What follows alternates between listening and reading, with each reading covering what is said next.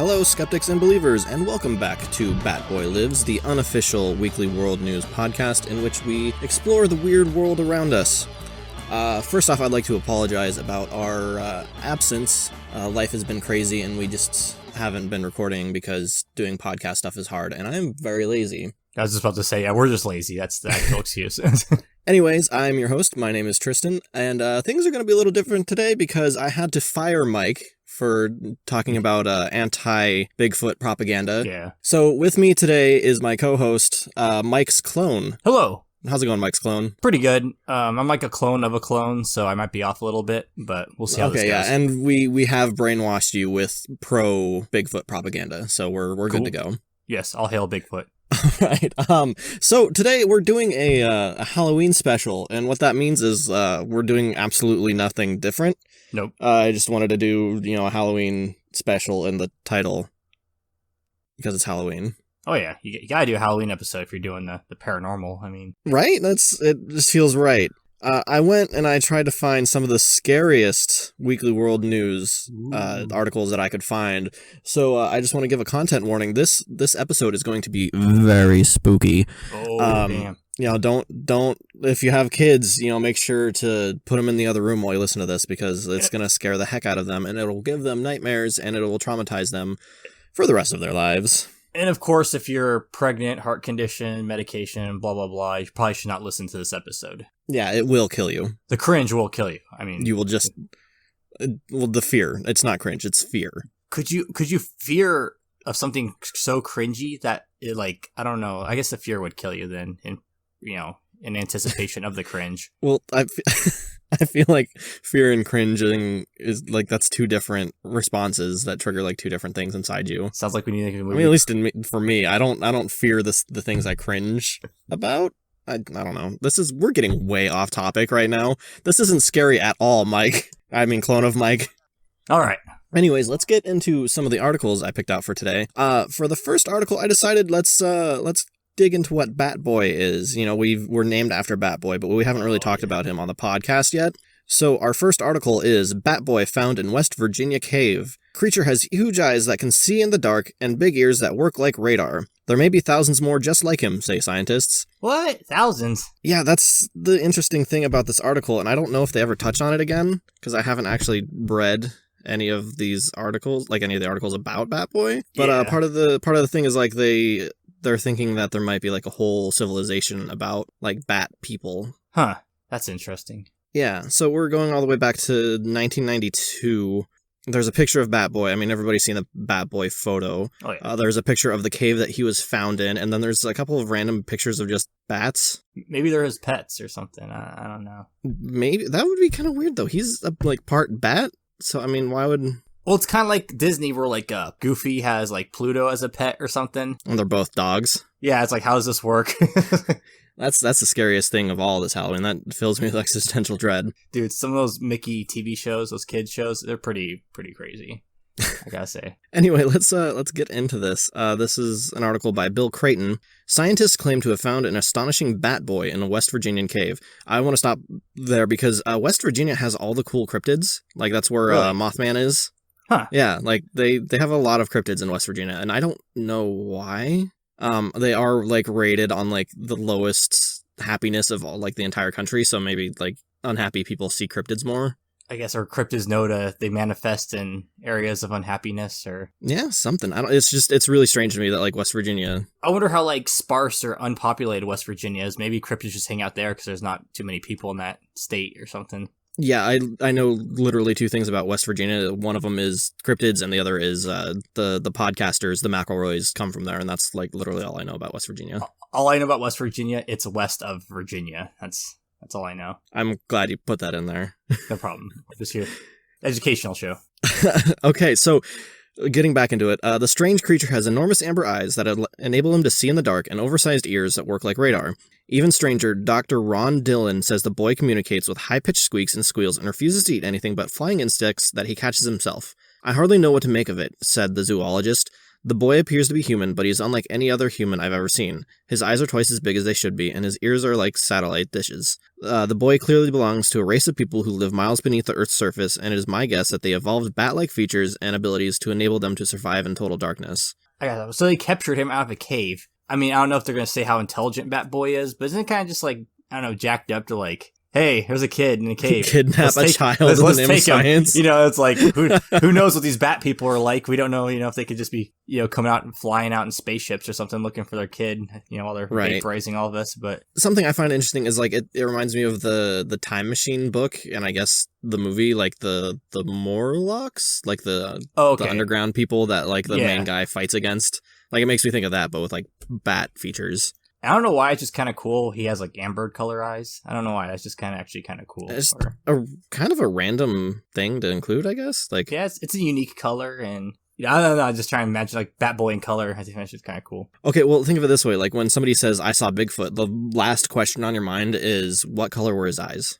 Yeah, but with Batboy though, he has like big old giant eyes, and it's like you probably would never forget the color of the Yeti fur or whatever. There's no telling how many of these creatures are down there, he added. This particular boy was all alone, but almost certainly strayed from a much larger tribe or pact. Okay, see, yeah, tribe. Like, tribe to me implies, like, intelligence of some sort, if they are actually Well, what is that based on? It just says, like, they assume that he came from, like, a tribe or a pack, but... Probably, yeah, who knows? They might be solitary creatures, it just might be just, his yeah, they're just making assumptions. Yeah, they don't know. Dr. Ron Dillon, you don't know jack diddly squat, alright? Look at this guy. Picture's probably taken in like the freaking 50s. So, and look how old he was in that picture. So he was probably like 110 when we went down that cave. Probably didn't go down a cave. Probably just like wandered around the grocery store, found some kid with like some, mild deformities, or just, he had huge eyes and ears. And here we go. We got Batboy story. We're all making a lot of assumptions right now. Dylan and 7 colleagues found the so-called Batboy during a study of subterranean life in a previously uncharted cave east of the Seneca Rocks in the Shenandoah Mountains.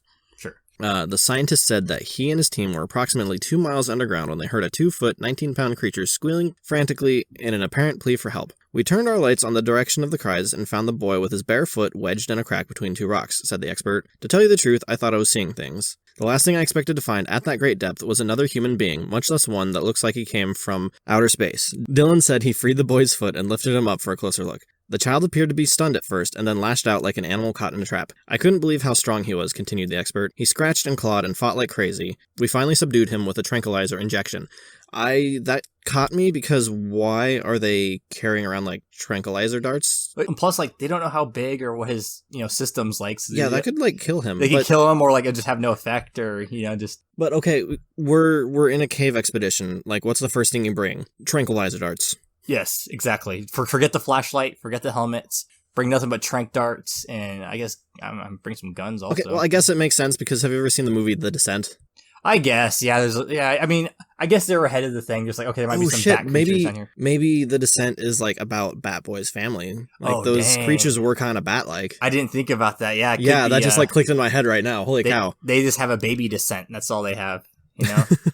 Then we brought him up to the surface and took him to a private hospital for testing and observation. Since that time, we have learned a great deal about him, but we still have more questions than answers. Dylan said the Batboy appears to be 3 or 4 years old and has adapted to life in captivity quicker than expected. Feeding was a problem at first, but the boy has been eating well and has actually gained weight since the scientists stopped giving him human foods, and began to flood his room with bugs. We get them from laboratories involved in insect research and release them into his room by the millions, said Dylan. Like a bat, the boy cannot tolerate bright light, but he still manages to consume his own weight in bugs every single day by locating their position with his radar-like ears and catching them with his mouth and hands. Needless to say, he is extremely active. When it's time to feed, he moves like lightning. It's the most astonishing thing I've ever seen. Dylan refuses to pinpoint the location of the cave where the boy was found or say where the child is being held. He did say that he is planning on a second expedition in the hopes of proving that the boy belongs to a subterranean civilization that exists miles beneath our feet. This strange little boy might very well lead us to a world within a world, says the expert.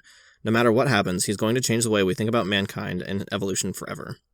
So, something interesting, like, in all the articles we've read before, it was filled with, like, super corny jokes, but this is, like, it's played pretty straight. It seems like at least this article, at least, like, the other articles in this issue, seem like they try to, like, skirt the line between, like, it's real, but it's kind of outlandish. I think it's because it's an earlier article. Like, a lot of the articles we've covered before have been, like, from the 2000s, so they're all filled with, like, really bad jokes.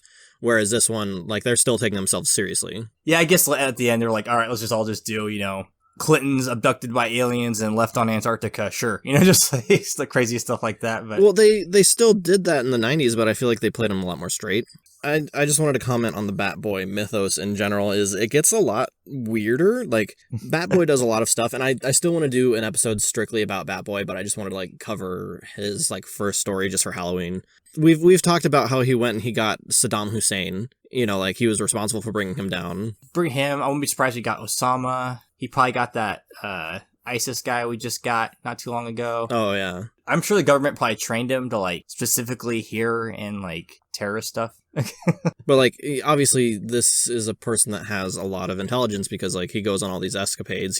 He runs from the law for a while, and then he, like, works with the government, and, like, he just, like, there's all this crazy stuff that goes on. That is true. So, yeah, they just ripped this kid out of this cave. I mean, granted, his foot was stuck, and who knows what happened to him, but still, at least it's just, like, pulled out his foot and then, go. But at the same, I don't know, because as a scientist at the same time, I would want to maybe capture him. But maybe, I don't know, study him and then release him back into the cave after a while. It's like a tracker, right, to see if he can find his family or whatever. And something interesting to note is this article was written in 1992, and it says he's about 3 or 4 years old, which means now he's, like, in his 30s.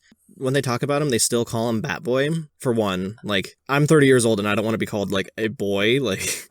Well, I mentioned in a previous episode, I'm pretty sure Batboy is just like the Gary Coleman of cryptids. Yeah, because he's still, like, in everything he's published in, he's still depicted looking the same way. Like, he's still small. He's exactly the same looks, same face, same pose and all that stuff. I mean, either he's, like, got Gary Coleman-itis, or he's just, like, I don't know, he just doesn't age. He just looks good no matter what. Like, he'll be, like, 60. Like, man, dude, Batboy's looking good for 60. But, so yeah, apparently Batboy's really fast, pretty strong for his size. Yeah. And stuff. So, I mean, this is like this whole like superhero origins going on here. Essentially, yeah. I kind of feel like that's what they're going for with it. So I'm sure, yeah. I mean, yeah, 30. He'd have a bat family, some bat kids. But what was bat kids? Be like Batboy boys or Batboy kids or bat kids? I don't know. Now, see, if I was writing for Weekly World News, I would want to like do the continuation of Batboy and like Batboy Jr. Yeah. I feel like they could get pretty wild with it, like more wild than they have already. The last episode for Batboy should have been he returns back to his cave to, like, try to find his family or his civilization. Yeah, I don't know if they ever did anything like that. That's a good point. All right, so we've talked about Batboy for like 20 minutes. Let's move on to the next article. Okay. So Mike, you know what the scariest Halloween monster is? I mean, I'm sure it's subjective to person, but no, it's objective. Whatever, dude. I don't care. It's ghosts. Ghosts are the scariest things because they can teleport, they can follow you, they can walk through walls, they can look like almost anything. Okay, well, those are some very good points, but also you're completely wrong because the answer is vampires. Oh, come on, dude. Like, vampires went extinct, like, back in, like, Romania, 1700s, or whatever. Well, Weekly World News says otherwise. Oh, shit. Because in this article, FBI adds vampire to the top 10 most wanted list. What? Georgia man sleeps in a coffin and sucks the blood from teenage girls. Okay, so wait, that's all it takes to become a vampire now? I mean, sucking blood is kind of like the definitive vampire trait, right? It doesn't make you a vampire. You're just like a cannibal light at that point. Okay, well, look at the picture of this guy. He's got fangs. Cannibals don't have fangs. Yeah, he's got two little white things. I'm still under the theory that this is a normal guy and the FBI can't catch him. And so they've added these two little white candy corn pieces at the end of his mouth and say, yeah, he's a vampire, sir. You can't capture him even though he murdered like 800 people, but Okay, I just want to remind you that the reason why your predecessor was fired was for being a skeptic, so... Oh, yes, I totally believe this, yes. Okay, good, thank you. This man is number one, right? We must find him and destroy him immediately. All right, so this is an article by Connie Lawrence. The FBI made vampire Paul Marriott the most wanted criminal in America in a secret memorandum dated November 14th, but you'll never see his picture in a post office because the agency believes the news will cause a national panic. Oh, I say FBI's must be working with a SCP here, to keep things low. I mean, this guy must be hardcore if... excuse me, SCP is working with the FBI openly here. Catcher guy. Well, he is a vampire, so it's pretty hardcore. That's true.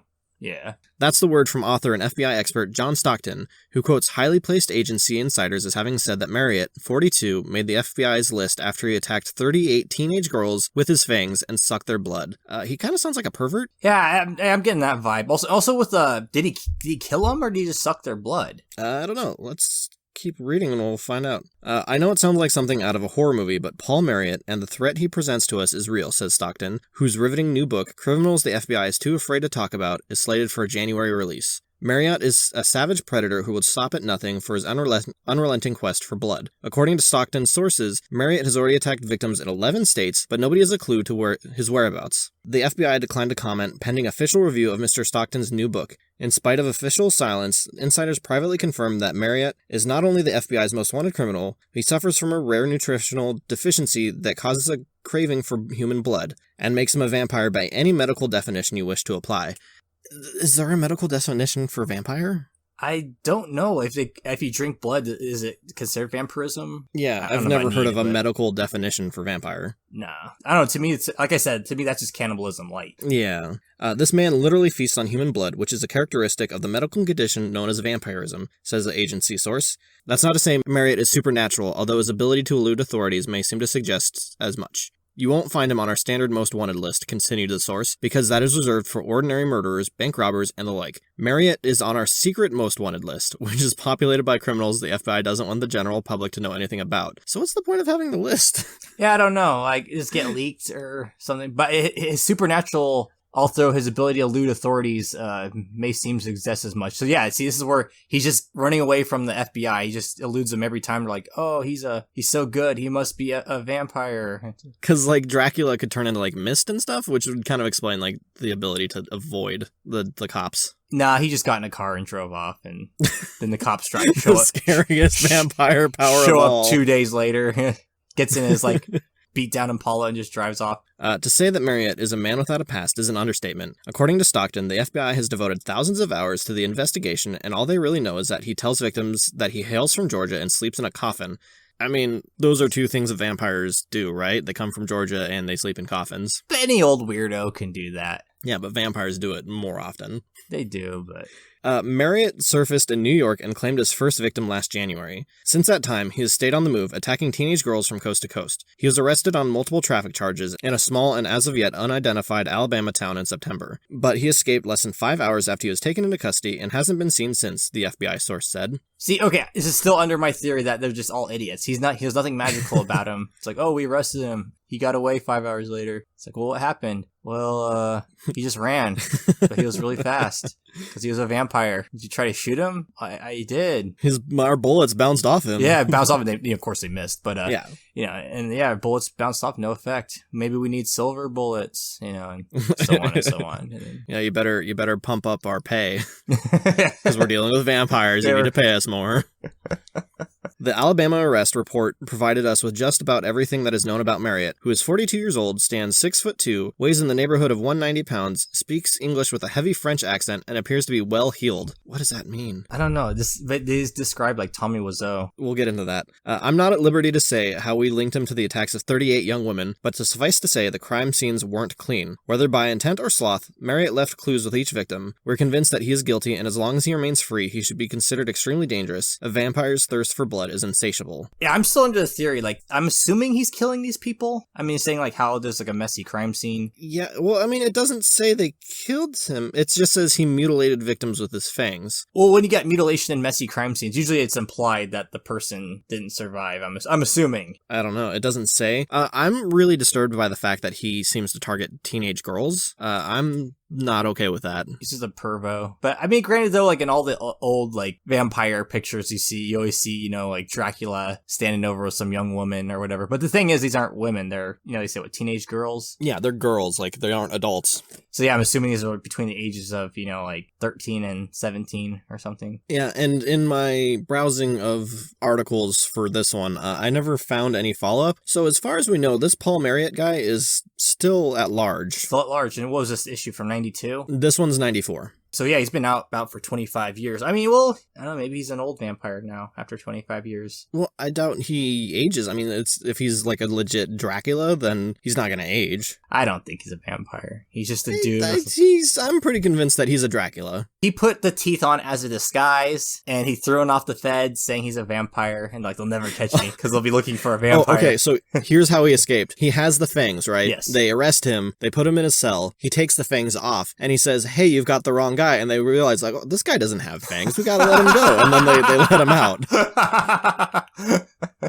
I thought you were going more elaborate and say, oh, he takes off his fangs and then picks the lock and then... No. It's just the obviously we're dealing with the dumbest cops in the world, so they think it's a different guy. And they're like, oh, how did this innocent guy end up in the cell? And they let him out. That's a very good point. I like that. I feel like your Tommy Wiseau thing really holds a lot of weight because this is a guy who came out of nowhere and speaks with a heavy accent. Exactly. And he's pretty tall and has like dark hair. Like, that sounds like Tommy Wiseau. This could be his brother or something, you know? Yeah, like we don't know where he's from. He's got a weird accent. Paul the Wiseau Marriott. Description, just scars and marks.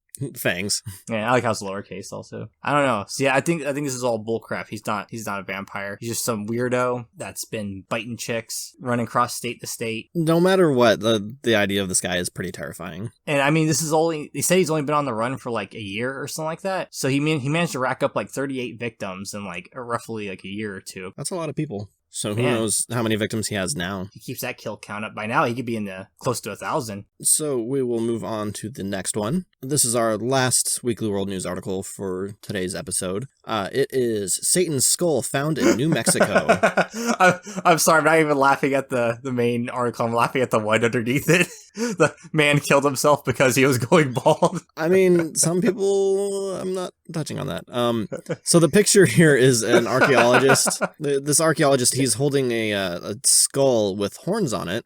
A noted archaeologist has unearthed a bizarre, sinister-looking skull in the mountains of northern New Mexico, and he's convinced the artifact is the skull of Satan himself. Dr. Irvin Dr. Irvin V. says the discovery proves that the devil once roamed the earth as a flesh and blood being, and tests indicate that he died approximately 2,000 years ago. This has to be the archaeological find of all time, the excited scientist told the reporter. We now have a rock-solid evidence that Satan was more than just a supernatural being, and to that extent, we're on the verge of rewriting biblical history. There are bound to be theologians and others who will argue that this can't possibly be the skull of Satan, that Satan was and is nothing but a spiritual entity. But we have proof that eventually will win over even the most determined skeptics. Dr. V said that he will present his proof at a scientific conference in Paris during the first week of October. Of course, the most dramatic evidence that this is indeed Satan is the appearance of the skull itself, including the horns protruding from the top of the head, he said. But we have a mountain of other evidence, including the results of tests performed on the skull by some of the world's foremost scientists. Any discussion of that evidence, however, will have to remain for a formal presentation on October. The Hungarian archaeologist and 6 assistants discovered the spine-chilling artifact while digging in the foothills of the Sangre de Cristo mountains north of Santa Fe. We knew the minute we saw it that we'd made a very unusual and very important find, Dr. V said, but it wasn't until we subjected the full battery of tests that we satisfied ourselves that we really had found the skull of Satan. This really bothers me because it's like, it's not going to touch on like what the evidence is. It's just like, yeah, dude, believe me, it's Satan. Yeah, it's got horns and stuff. I mean, you look at the next page here, we got a nice big picture of the skull now. I guess we'll talk about it because I stole a bit more of the article, right? Yeah. Okay, well, we'll finish the article, then we'll talk about it. All right. The researcher said tests revealed that the devil died during Christ's life on Earth, but tests failed to show what killed him. We have no idea what Satan was doing in the area that is now New Mexico or what did him in, Dr. V said, but he plans to return to the area next month in search of answers for these intriguing questions. We would love to find artifacts that would shed some light on Satan's life and his death, Dr. V said, but even more importantly, we're hoping to find the rest of his remains. Who knows? We may have found out the devil really did have cloven hooves and a pitchfork tail. So this is interesting. It's saying like this was during Jesus's life. Yeah. So okay, I feel like this doesn't fall under the realm of like the Bible, but like more under the Book of Mormon, like because the Book of Mormon is supposed to take place in America, right? So I wonder if they ever, like, talked about like I've never read the Book of Mormon, so I know there's probably not any Mormon listeners, but if you happen to be Mormon and are listening to this podcast, 1, shame on you. 2, let us know if they talk about Satan like roaming around America. Here's the thing. I'll go with the Bible version. What happened was, Jesus won Earth, but then the devil was on Earth. They fought, and then they had a loser leaves town match, and then Jesus won, sending the devil out, and the devil moved all the way to, I guess, America land to live out the rest of his days. And then I don't know how a devil dies. I mean, I guess if he's mortal, then he's got to abide by mortal rules, I guess. I assume he died like in a retirement home in New Mexico, was it? Okay, well, here's the good news. Satan's dead, so we don't have to worry about, like, good or bad anymore. That's the thing I was about to say. If he died 2,000 years ago, I mean, then evil's gone. Yeah, so we're all good. Like religion is redundant. I feel bad about saying that, but at the same time, like, what conclusion am I supposed to draw off this? I don't know. Well, I say wouldn't be redundant. I mean, there'll still be one side that exists, but it'd just be it create a whole weird moral standpoint, because if there's no evil, how can you tell what evil is? Yeah, we don't have to worry about it anymore. Like, even if we go to hell, like, who's guarding it? Nobody's there anymore. Let's just leave. Everyone just walk out. But so they find this devil's skull. Okay, so we got the obvious horns. So yeah, that'd be like my red flag. I mean, this thing could just be like a Batboy skull. Yeah, I don't understand why his first conclusion would be the devil. Like, my first conclusion would be like, oh, well, this is like some sort of evolutionary path that died out. Or like a birth defect or something. I mean, look at the rest of the skull. The only thing that's kind of odd is like the sides of the head have like this like kind of like flap thing kind of sticking. But then like he's got like a really pointy chin. Yeah, like extra pointy. Like, yeah, his jaw looks like shaped really weird. I don't know. He reminds me. He looked like the demon from Legend, but of course with the horns, not nearly as big. I don't know. I can imagine he'd look like something like that. But also on the same page, you can get how you can get 2 lungs for the price of 1. That could be useful, especially with today's healthcare and all that. Yeah, you can never have too many lungs. You got to stock up. I mean, I know you just use my clone or something, or me, for if you needed a spare lung, but. Right. We've got a whole, like, backlog of you. It just drives me nuts that, like, it says we've got the evidence, but they won't tell us what it is. It's kind of sad, because the 2 or 3 articles we're doing were, like, discovery stuff. They discovered Batboy in the skull. I kind of wish it did exist, so just to be, like, I don't know, just to see what would happen with all this stuff. Like with the skull, like the DNA test of the skull, that'd be really interesting to see how that turns out. Like, and okay, this isn't the first time the skull has come up or I mean, it's not the last time, I guess, because I was looking through other articles, like other issues, and the skull does pop up again, so I feel like they come back to it. So maybe, further down the line, they eventually do say what the evidence was, and we'll have to revisit it sometime. But also, what do you think the devil did during his days in New Mexico? A lot of coke. Doing a peyote, probably. It's like, what was going on in New Mexico 2,000 years ago? Like, I mean, there's no evidence. He didn't try to rule or anything, so there's no... Yeah, he was just chilling, just doing his own thing. Before we move on, we need to talk about this week's sponsor. Who are we sponsored by? This week, our podcast is brought to you by The Shack in the Forest. The Shack in the Forest? The Shack in the Forest. This is not another Bigfoot erotic novel, is it? No. Okay. This is a literal shack in the forest, and it is waiting for you. Just head out into the forest and just walk in any direction until you reach the shack in the forest. Oh, Shack in the Forest. Okay, that location's great. If you want to get murdered, I say it is a great location. No, you're not. You're not supposed to talk about the murder. They're supposed. That's a surprise. We're doing the murder? Is that it? No, Michael, no. Wait, we're okay. Okay, listeners, we're not doing a murder. Do not listen. You had me pick up a chainsaw, some chains. I don't know what. I don't know if we're shooting a movie or what's going on here. We're mainly audio based. This was supposed to be mysterious. Oh man! After the FBI catches that vampire guy, they're going after us. So yeah, to redeem this offer, just head out into the forest and just walk in any direction until you reach the shack in the forest. We would highly prefer if you were under the age of 25, stupid, bring friends, bring drugs also. That seems to be also a thing with that kind of stuff. Bring lots of money. Even though that's not really a horror thing, but that'd be really cool if you can bring a lot of money to that shack, for reasons. And, I mean, yeah, just go out, it's like Tristan said, just go out to the forest, and even if it isn't a shack, just any old building that looks like it's gonna fall on top of you the second you enter it. Just go there and wait. Do we have a number they can call? No. To let them know that they're in the shack? No, there's no number. We just head to the shack. I mean, someone head that's head not to the us. shack, and they will find you. Well, we'll be fine. We'll put on some fangs, and then they'll think it's maybe with me. Maybe if I cut my hair a little bit and put on some fangs, and hey, he looks a little foreign-y kind of guy. Must be the vampire. So we totally frame the vampire guy with this. The shack will take devil skulls. Also, what else should these people bring to the shack? This went in a completely different direction than I was really anticipating, so I don't even know where to go from here. I don't know what we're selling. We're selling the shack. Are we selling the shacks in the shed? Okay, no. Do I wait by the shed? This was supposed to be ominous and spooky. It wasn't supposed to be specific. Okay. So I wait there at the shack. Yes. For the people. Then I do stuff. And then the murder happens. Murder? No. I thought there's some kids gonna show by with drugs and devil skulls, and we're gonna just hang out and show my chainsaw and chains and all that stuff. Screw you, man. Screw the sponsor. It's like, where's that? When are we get that one sponsor? We'll like talk about shaving your balls or something. Like, when are we getting them? I don't listen to the same podcasts you do. Okay, well, let's move on to current events. Okay. I tried to find something sufficiently spooky for Halloween, and I didn't find something spooky, but I did find something Halloween adjacent. Oh, nice. Okay, so I found this on HuffPost.com. The title of this article is Creationist Ken Ham Wants You to Threaten Kids with Eternal Hell on Halloween. Do we go back to the 90s now? Is this a recent article or is this like an older article? This was posted on the 21st of October, 2019, so 6 days ago. Well, I mean, further than that once this is posted. Okay, have you heard of Ken Ham? He's the guy that runs the Noah's Ark Museum thing. I've heard of the Noah's Ark Museum, but I didn't know it was run by a guy named Ken Ham. Is it Ham with like 2 M's? No, just 1 M, like the lunch meat. Yeah, this guy's kind of weird. I suggest doing a little bit of reading on this guy because he's kind of a nut job. Along with checking Halloween candy for choking hazards and other concerns, parents might want to inspect for something else. Propaganda. Creationist Ken Ham, who runs a Noah's Ark-themed attraction in Kentucky, is encouraging his followers to hand out a Halloween gift that's more trick than treat. One way you can make the most of this once-a-year opportunity is by giving gospel tracts to children and or their parents, along with candy and treats, he wrote on his website. Ham suggests giving away the items he sells, including a fake $1 million bills with pictures of things like a T-Rex or Noah's Ark on the front and warnings of eternal damnation on the back. And I have to say, it has a picture of the $1 million bill with the T-Rex on it, and it is phenomenal. Like, I really want this tract.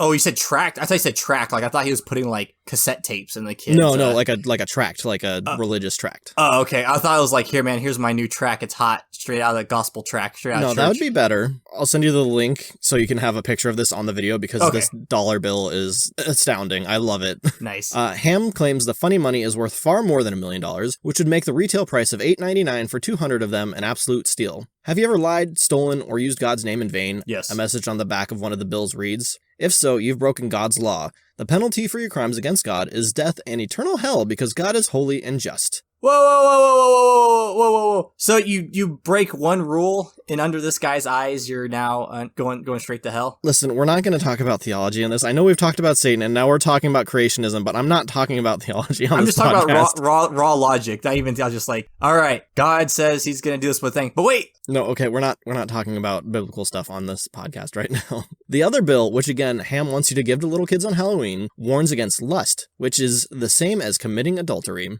God sees you as guilty of sin, the bill reads. The penalty of sin is death and eternity in hell. Kids love these, Ham claims on his blog. He also urges people to buy and distribute other items he sells, like booklets about the evils of modern-day Halloween. In previous years, Ham has suggested what he calls reverse trick-or-treating, which is you go visit others on Halloween and give them goodies, which of course includes the gospel booklets. Trick or treat. So this guy's like, hey, let's take a play out of that Mormon handbook, and or JW's also, and let's go to people's houses and bug them. Yeah, except like way more annoying, it sounds like. But I really want to get my hands on some of these dinosaur notes because was it how much? $8.99 for $8.99 for 200 of them. I just want one. Oh, man, yeah, I wish I could just like a smaller denomination, like 20 of them for like $1 or something. Yeah, I just want a couple, like just to keep in my wallet. I want a dinosaur dollar. I want a fat stack of those, and then an even fatter stack of those old what do they call Jack Chick? Oh yeah, the Chick tracts. Chick tracts, dude. Those were great. Like, I still find those in the bathroom of my work sometimes, and it's freaking annoying. Really, some of them are hardcore, man. Like, we won't get too deep into it, but some of them I was like, God damn, man. It's like, anyways, I think that's our show for tonight. Happy Halloween. Happy Halloween, everyone. I'm hoping to release this like the night before Halloween, depending on how lazy I am. So I just want to say, stay safe out there. Yes, definitely. If you do any satanic rituals, make sure to go with like organic. Hey, we're not getting religious, Tristan. We're not getting religious here, okay? So I'm more comfortable talking about Satanism than others. Like Scientology. Yeah, I'm not touching that. Neither am I. That's way too scary. So any closing notes, clone of Mike? No, I feels like I'm a bad clone, so I'm about just to turn into liquid any second now. Dematerialize because of bad job of cloning. Yeah, I think next week we'll have to bring real Mike back because he actually believed in vampires. Yeah, just go to your closest shack. I'm getting notes here that I get a commission on every person that visits the shack in the field, so I'm gonna shill that right now. Again, shack in the field. Check out the Facebook, Twitter, MySpace, Google Plus page for Shack in the Field. Thank you.